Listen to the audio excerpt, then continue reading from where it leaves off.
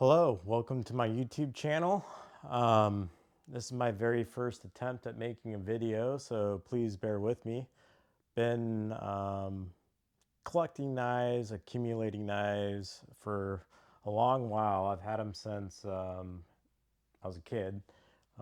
Started off with a Spyderco knockoff that my dad got me. No, unfortunately, I no longer have it, and it's just kind of grown from there. I plan on doing reviews of other knives I've got, along with other items I've got that have nothing to do even with the hobby itself. Just cool items I think people would like to see. But anyway, I thought I'd get things kicked off here with this knife. It's a Sharp by Design Micro Evo Typhoon. Its overall length is 6.67 inches. Its blade length is 2.92 inches. It weighs 2.82 ounces. It's got a 3.28 inch grip, and it's 0.89 inches in width, not including the flipper tab, and it's got M390 for the blade steel. So yeah, so let's get into it here. One of the first things that I noticed when I got this knife, and it's my fault, was kind of how small it was. I saw it come up for sale. I'm sure I saw the micro, in the subject line of the for sale ad, but I just jumped on it because you don't typically see these REIT made Typhoons with this look, right? With, in this, I guess whatever you want to call it, this variant. Typically, they don't have the window cut out, they don't have the knurling, and this particular variant hasn't been made, I think, in 4 or 5 years. And so it's been a while, and you certainly don't see them on any retailer's website, and you hardly see them come up for sale in the secondary.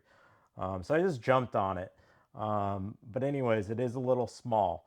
So what I'm going to do here, just so you guys can kind of see comparison, here's a full-sized Sebenza, and I've been carrying that knife, a lot over the course of years.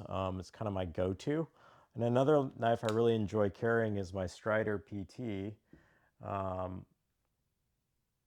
which you will see has a very similar grip when it comes to the length of the grip. The difference being these choils here, which for my hands, it just makes it fit a little bit nicer and I get a better purchase on it.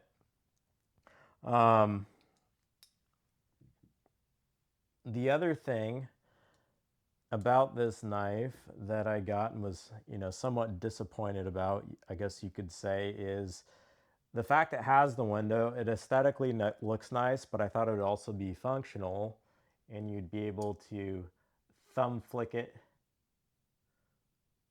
or reverse flick. I suck at reverse flicking anyway. With a knife that anyone or most people could reverse flick, I probably can't. It's just not a strong suit at all of mine. But anyways, no one's going to be able to thumb flick it or reverse flick it. So that's a bit disappointing. Had I known that, I may have not purchased it. Hard to say. But it is a beautiful knife, as you can see. The knurling on the grip is very well executed by Reed, and kind of like the satin gray matted look on the other part of the scale looks great as well. And then flipping it over here, you've got, here I'll open it up, you've got a nice pocket clip. Nice pocket clip, not too big or too small. It aesthetically looks nice and it's very functional. And as you can see here, what's kind of neat is the line here in the knurling, it follows the pocket clip line, right? So just from a design standpoint, it looks really nice. When it comes to carrying the knife, as you can see, it's got a nice deep pocket carry going on for it, right? So it comes up to about like right there. Pull this up here. Right about there. So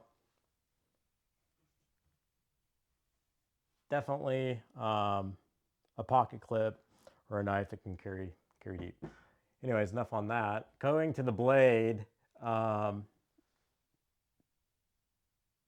Nice hollow grind.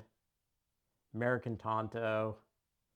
Oh, and by the way, not an expert really in any of this, so if I screw up on something, and I probably will, feel free to inform me of the correct terminology in the comments. Be appreciated. Um, the blade's gorgeous. I mean, it really just is. It's got a really nice grind.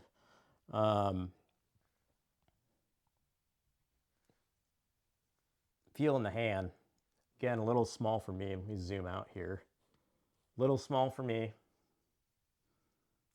and what I like, but very nice.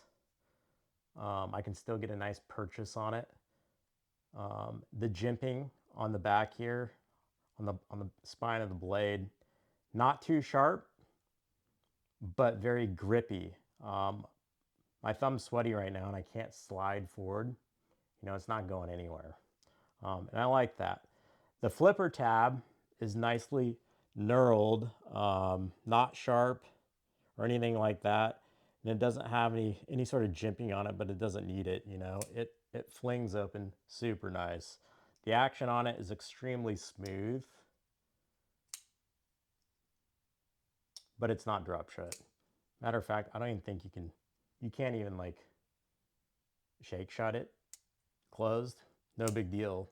But in case you're wondering, but it's very smooth, flies right open, closes smoothly. The back spacer is nicely machined. It's got a spot for a lanyard if that's your thing. I love the pivot design. You know, it's got that 6-shooter kind of cylinder from a revolver. And I know other makers use it, but for some reason, you know, when Brian puts it on his knives, it just kind of stands out. Just goes really well with the overall design aesthetic that he makes. So I love it when I see that on his knives. But yeah, overall, I think it's a really nice knife. If you're looking for a smaller pocket knife with a great grind, you know, I'd probably, you know, I like drop points personally, or even a sheep's foot. But the grind on this is really aesthetically pleasing. And if you're into a Tonto look, if you like Tonto blades, and you're looking for a smaller knife, this would be a great one, you know, to try to find on the secondary. You know, if you can find one for a decent price, I'd say go ahead and pick it up. It's got great action, kind of the whole 9 yards there, with the big call out being that the window isn't functional. At least I can't, you know, I don't really see a logical way where you could get it to function, and that's kind of disappointing. But yeah, thanks for viewing my first video here. I hope to do more videos soon. Please like and subscribe, and feel free to make a comment. Thank you.